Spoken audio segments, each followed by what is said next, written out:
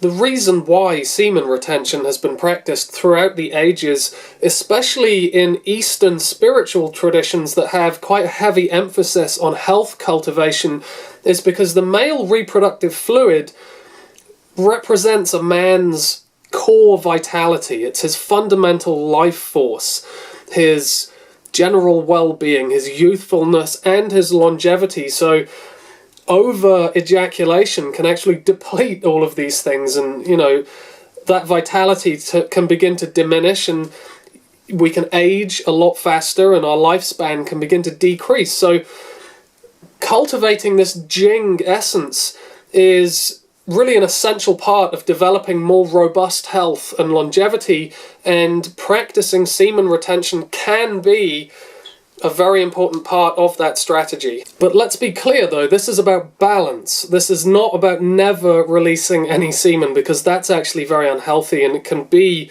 really quite harmful over the long term. Now, I've been contacted by people quite a lot over the last couple of years about this subject specifically, and there appears to be a very common misconception that if you want to rebuild your Jing and enhance your vitality and extend your longevity, that you need to retain all reproductive fluids at all costs, and this is not the case at all.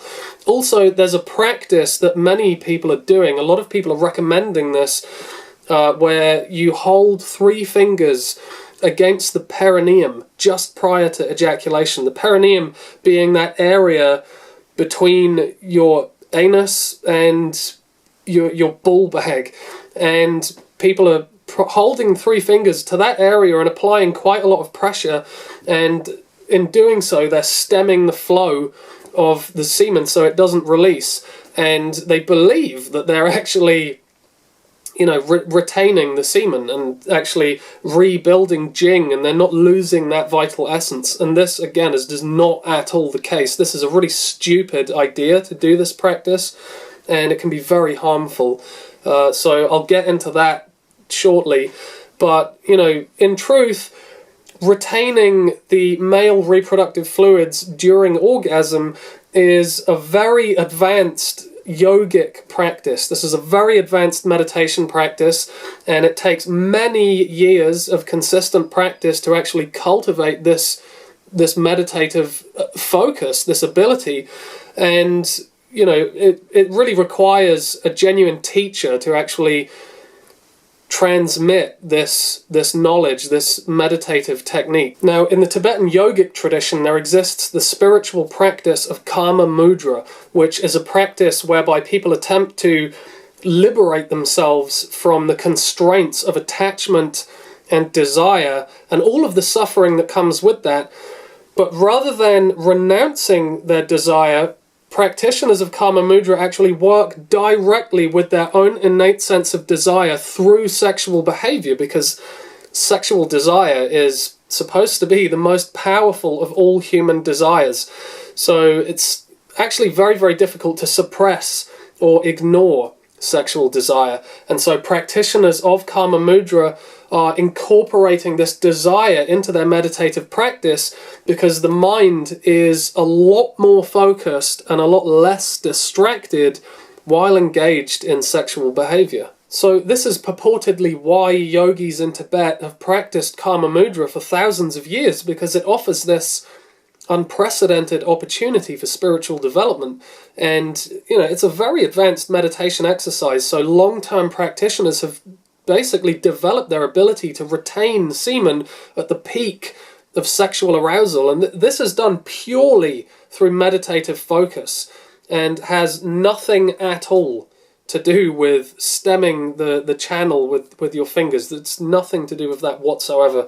And because the orgasm is not dependent on the release of reproductive fluids, the practitioner can maintain that state of orgasm for as long as they can maintain their meditative focus. And this is where there seems to be quite a lot of potentially dangerous misunderstanding, because so many people believe that in order to practice semen retention, you should never release it.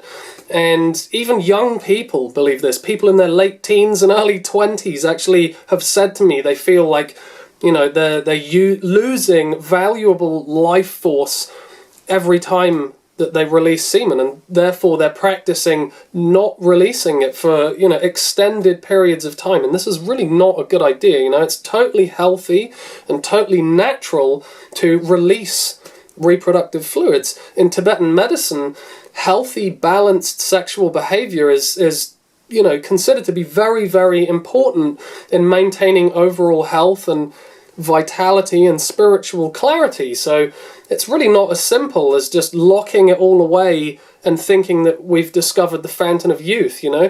The truth is, most of us are not living our lives according to monastic vows that we've taken. So, it's actually very unhealthy to suppress our inherent need to engage in sexual behavior. Now, obviously, younger men are going to have a greater allowance in their sexual expenditure, but it's not just about age, it's about our health status, our individual constitutions, the passing of the seasons. All of these things do have a very big influence on how sexually active each of us can afford to be. So the key here is really about balance, it's not about forced abstinence.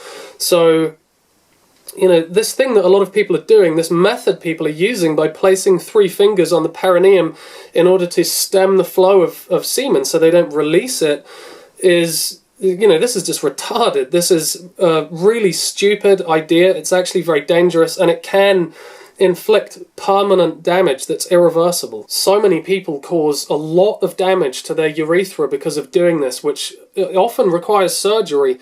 And, their ability to urinate can be very badly affected by this. It's very common that people just lose good bladder control. So they end up either unable to urinate or they're just involuntarily pissing themselves. So, this is really bad. The risk of seriously harming the prostate is also a very real one. And my Tibetan medicine teacher mentioned stories of people that he has worked with that have developed malignant tumours on the urinary bladder as a direct result of this practice of pressing these 3 fingers on the perineum.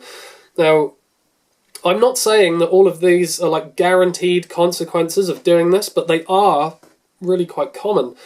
And something else that's probably even more common is that people end up just being in severe pain every time they urinate or they ejaculate. It's just agonizing. This whole idea is just totally stupid. It's not founded on any sort of common sense whatsoever, because once the semen has made its way into the urethra, it's already been released. So by obstructing it at that late point, you're not preserving your jing, your life force, you're not preserving anything whatsoever. You're just forcing the semen to remain unnaturally in a location, it shouldn't be there. It shouldn't remain there. So it's not just going to be magically absorbed back from whence it came, This is not the case at all. So, it's either going to stay there, blocking the urethra, creating inflammation, creating a buildup of mucus, or it's going to make its way back up the urethra, back towards the prostate, back towards the bladder, and cause all sorts of problems. So, whatever your age, this is a really dumb idea. But on the flip side, it's very important to discern natural, healthy sexual urges from, feelings of addiction or boredom or any other unhealthy tendencies, because excessive semen release has its own set of really unwanted negative consequences. So balance is very, very important. So I think perhaps a good way to understand this would be to take a quick basic glance at how we digest food and nourish our entire being from the perspective of traditional Tibetan medicine. So in a very general sense, the body is made up of 7 main constituents, which are the nutriment, the blood, the tissues and the organs, the fat, the bones, the bone marrow, and the reproductive fluids. Now, all of these constituents are nourished and vitalized in sequence, one after the other. Now, when we digest our food, that food gets divided into 2 main categories. It gets divided into the nutriment and the residue. Now, the nutriment is that vitalizing principle that actually nourishes and vitalizes our whole being. The residue, on the other hand, is obviously that waste matter from the digestive process that gets eliminated. Now, once we've extracted the nutriment from our food, that's the first bodily constituent, that nutriment then vitalizes and nourishes the blood, the second bodily constituent. Then the nutriment of the blood then goes on to nourish the tissues and the organs of the body. That then goes on to nourish the fat of the body, which then nourishes and vitalizes the bones, which has a corresponding effect on the bone marrow, which then vitalizes and enlivens our reproductive fluids. So this whole process of all of these bodily constituents being nourished and revitalized actually takes a total of 6 days, but obviously, it's an ongoing process. It's always occurring. So the reason why I'm telling you this is because on a very subtle energetic dimension, semen is produced and vitalized from our bone marrow, which is very much dependent on each of the other bodily constituents being nourished and vitalized properly. And that all starts with digestion. So if we're unable to digest food effectively and efficiently, then our reproductive life force is going to be compromised as a result of that. So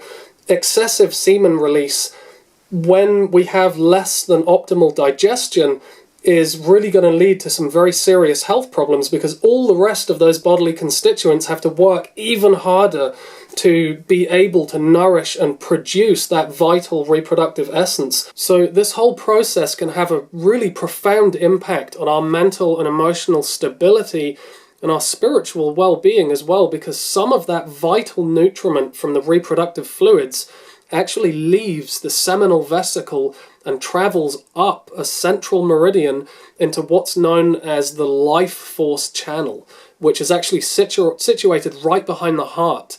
And this is the most subtle yet most powerful of all the vital essences that are created through this process of the bodily constituents becoming nourished. Now, this subtle essence is considered to be one of the most important factors in health, longevity, and happiness, and it provides vibrancy and vitality to the entire body and mind. So if someone is releasing semen excessively, then they're negatively impacting pretty much every level of their physical reality, as well as forfeiting their mental, emotional, and spiritual well-being. So to conclude, balance is key. And a good basic indicator of where you are on that scale of balance would be, how do you feel afterwards? If you feel really exhausted and drained, then it's probably a good idea to chill out a bit on sexual antics for a while, Whereas if you're actually feeling very strong and energized afterwards, then you're obviously well within acceptable limits. And just to reiterate, this 3 fingers pressing against the perineum to obstruct semen release has to be one of the most stupid and misguided things anybody could do in the name of health, longevity, or spirituality.